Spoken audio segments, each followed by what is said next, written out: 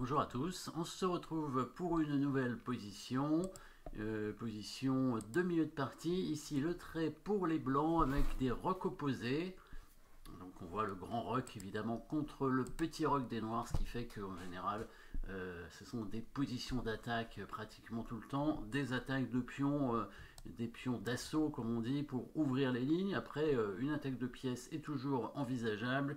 Et on voit qu'ici les pièces blanches sont plutôt pas mal, hein, avec un cavalier bien placé, un fou sur la diagonale en direction d'un pion quand même assez faible, hein, en tout cas fixé puisqu'il est cloué par le fou sur la diagonale, la tour sur la colonne ouverte et bon, les autres pièces blanches qui sont pas trop mal placées alors que les pièces noires sont plutôt bloquées, hein, par exemple avec le fou en C8 hein, qui n'a pas bougé.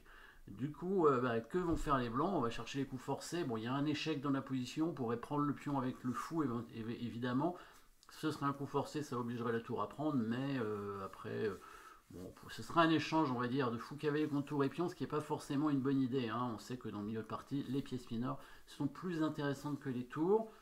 Menace de mat, il y en a une, mais pas sûr qu'elle soit très bonne, hein. La dame qui prend le pion pour menacer mat, évidemment, le pion pourrait prendre la dame. Par contre, on pourrait se dire, tiens, pourquoi pas dévier ce pion du coup, puisque si le pion bouge, eh ben, la dame pourrait prendre le pion. Et là, on voit tout de suite le coup forcé suivant, puisqu'on a regardé les échecs, les menaces de mat. On attaque la dame maintenant, et le fameux coup de cavalier sur la fameuse case Kasparov, ici la case F5, qui est contrôlée par le pion. Mais si le pion prend le cavalier, la dame pourrait prendre le pion avec menace de mat, donc ça pourrait être particulièrement dangereux. Le coup de cavalier attaquant la dame est quand même un coup forcé puisque la dame est attaquée. Donc soit les noirs prennent le cavalier, soit ils bougent la dame.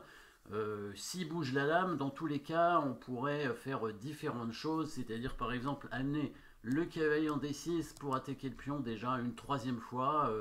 Qui semble difficile à défendre hein, puisque on a les deux cavaliers et le fou dessus.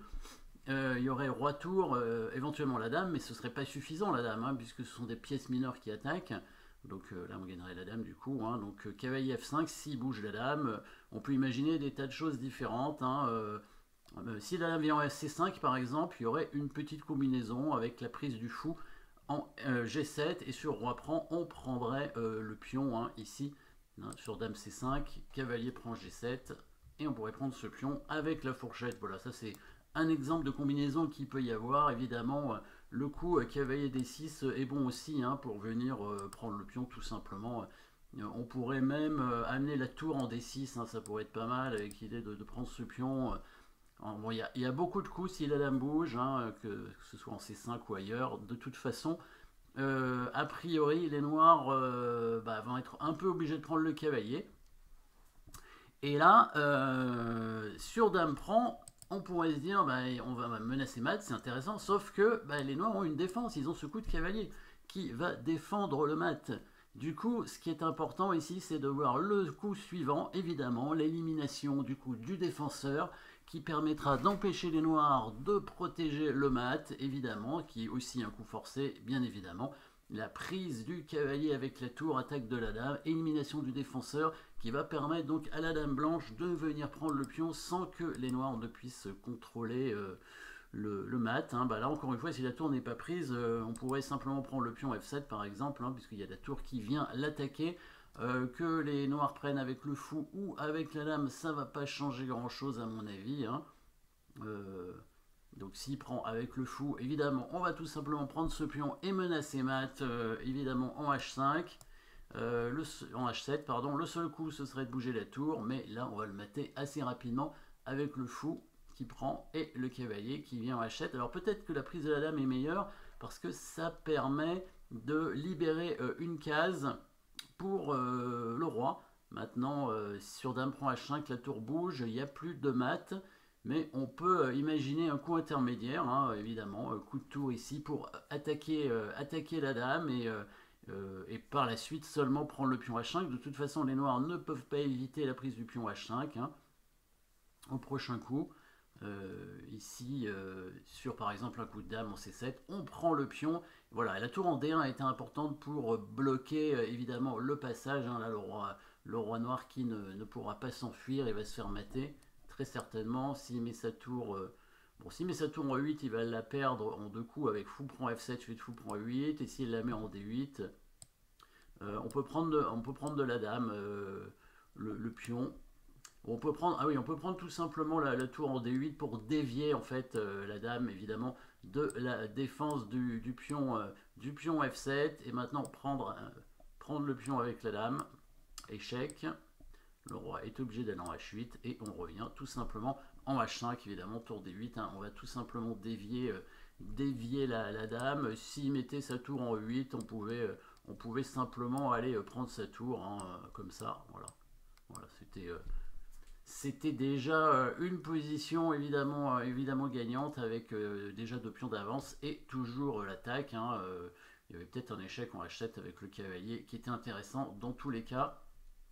Dans la partie, il a joué fou H6 parce que voilà, il s'est dit je vais peut-être prendre son cavalier pour éliminer une pièce d'attaque et j'aurai 2 tours pour la dame.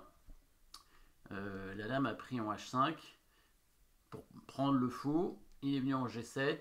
Là, les blancs ont pris la dame. Donc, du coup, ils ont quand même gagné 2 tours et un pion pour la dame. Et ils vont pouvoir récupérer assez rapidement le pion F7. Alors, le cavalier est cloué.